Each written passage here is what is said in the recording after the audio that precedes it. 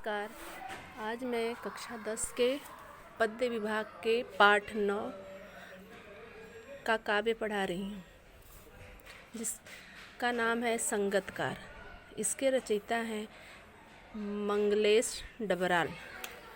मंगलेश डबराल का जन्म सन 1948 में टिहरी गढ़वाल उत्तरांचल के काफल पानी गांव में हुआ था।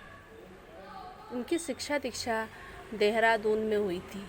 दिल्ली आकर वे हिंदी पेट्रियल प्रतिपक्ष और आसपास में काम करने के बाद भोपाल में भारत भवन से प्रकाशित होने वाले पूर्वग्रह में सहायक संपादक हुए।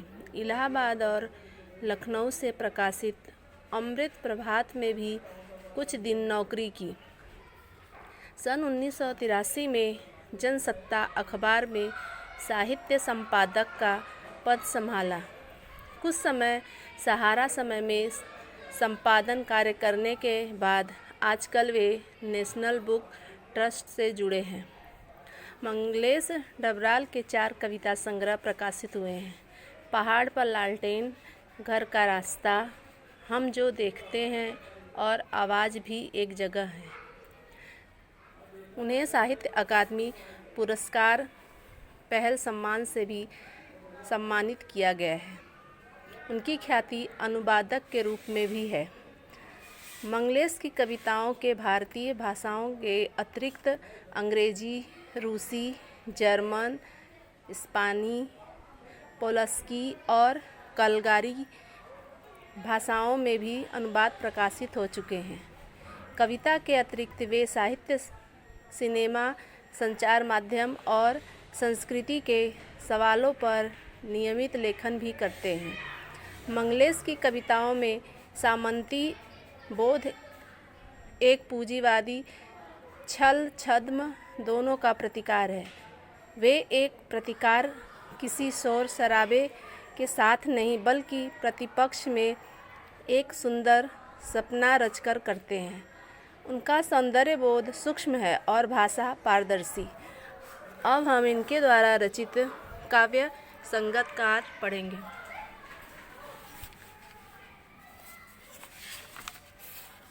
मुख्य गायक के चट्टान जैसी भारी स्वर का साथ देती वह आवाज़ सुंदर, कमज़ोर, कांपती हुई थी।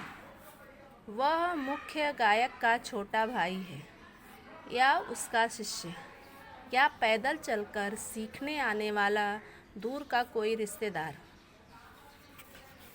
मुख्य गायक की गरज में वह अपनी गूंज मिलाता आया है। प्राचीन काल से गायक जब अंतरे की जटिल तानों के जंगल में खो चुका होता है या अपने ही सरगम को लांघकर चला जाता है, भटकता हुआ एक अनहद में, तब संगतकार की स्थाई को संभाले रहता है, जैसे समेटता हो मुख्य गायक का पीछे छूटा हुआ सामान, जैसे उसे याद दिलाता हो उसका बचपन, जब वह नौसिखिया था। यहाँ पर कवि ने मुख्य गायक के चट्टान जैसी भारी भरकम आवाज़ का साथ देने वाले सुंदर, कमज़ोर, कांपती हुई आवाज़ अर्थात संगतकार की है। संगतकार मुख्य गायक का छोटा भाई भी हो सकता है, शिष्य हो सकता है, अथवा कोई रिश्तेदार जो पैदल चलकर उनके पास गायन सीखने के लिए आने वाला हो, जो नौसिखुआ हो सकता है। संगतकार पुराने समय से ही मुख्य गायक की ऊंची और गंभीर आवाज़ में अपना स्वर मिलाता चला आ रहा है। जब कभी मुख्य गायक संगीत की कठिन तानों में भटक जाता है या स्वर के साथ ठीक से गा नहीं पाता, उस समय संगतकार ही उसके स्वर को संभालता है। यहाँ पर इन्होंने जो संगतकार होते हैं मुख्य गायक के, उनके महत्व को समझाया है। कभी कभी मुख्य गायक जो है अपने मुख्य जो वो गाना चाहते हैं उससे उनका ध्यान हट जाता है, तो संगतकार ही उनकी उस गायन को संभालते हैं। इस भूमिका में से ऐसा प्रतीत होता है मानो वह मुख्य गायक के छूट गए सामानों को समेट रहा है।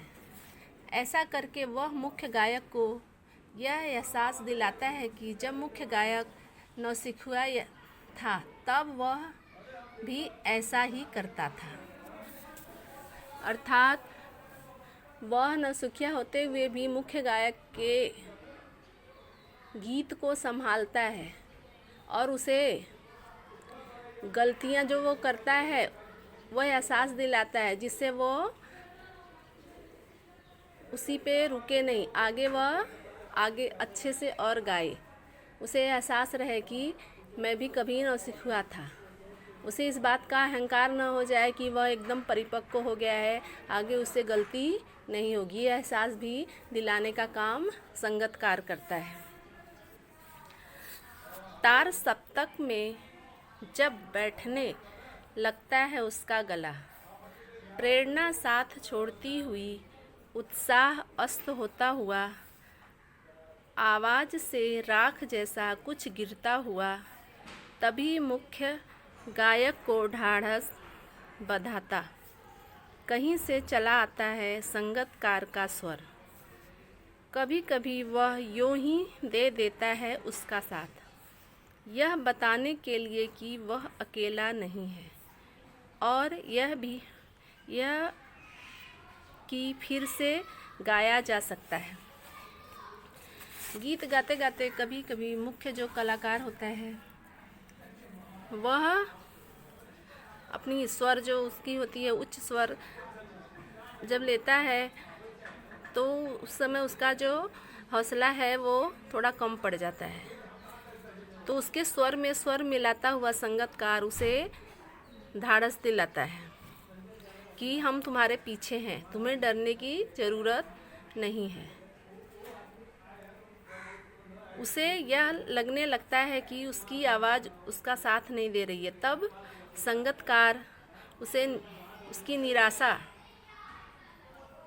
को आशा में बदलने का काम करता है, उसे प्रोत्साहित करता है।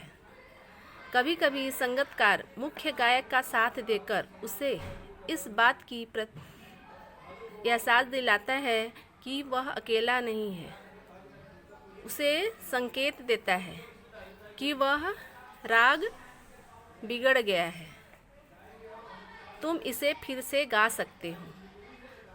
संकोच व संगतकार अपनी आवाज़ को मुख्य गायक की आवाज़ जितनी ऊंची नहीं करता। उसे इस बात का भी संकोच होता है, वह चाहता तो अपनी, जब उसका ढाढ़स कम हो जाता है, उत्साह उसका कम हो जाता है, तब उस समय जो संगतकार है वो चाहता तो अपनी आवाज़ तेज करके उसकी आवाज़ को जो है दबा सकता था, लेकिन वह ऐसा नहीं करता, वह उसके लिए संकोच करता है और मुख्य जो गायक होता है उसकी आवाज़ को ही वह मुख्य बनाए रखता है। यह काम संगतकार करता है, जिससे उसे ऐसा न लगे मुख्य गायक को कि वह जो है उसका राग कम हो गया है, उस निराशा में वो डूब न जाए, इसके लिए वह ऐसा नहीं करता।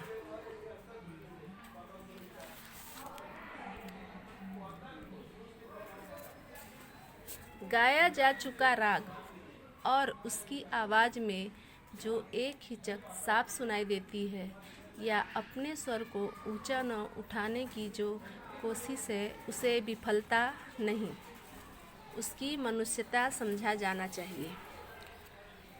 और यह जब संगतकार करता है, अर्थात जब वह मुख्य गायक की आवाज़ को ही महत्व देकर अपनी आवाज़ को दबाए रखता है जानबूझकर, तो यह उसकी जो है मुख्य गायक के प्रति जो है उसकी श्रद्धा होती है। इसके लिए वह उसका जो है, क्योंकि वह बराबरी नहीं करना चाहता मुख्य गायक का, इसके लिए मुख्य गायक को उस पर विश्वास रखना चाहिए। संगीतकार की यह मानवीय संवेदना वास्तव में प्रशंसनीय है। अर्थात यहाँ पर कवि ने संगीतकार के महत्व मतलब मुख्य गायक का किसी भी संगीत में जितना महत्व होता है उतना ही महत्व संगीतकार का भी होता है। उसे कम समझना नहीं चाहिए, क्योंकि अगर संगीत कहीं भी मुख्य गायक का राग बिगड़ता है या फिर वह निराशा में डूब जाता है तो संगीतकार ही उसे संभालने का काम करता है। इसलिए दोनों को बराबरी का महत्व देना चाहिए। धन्यवाद।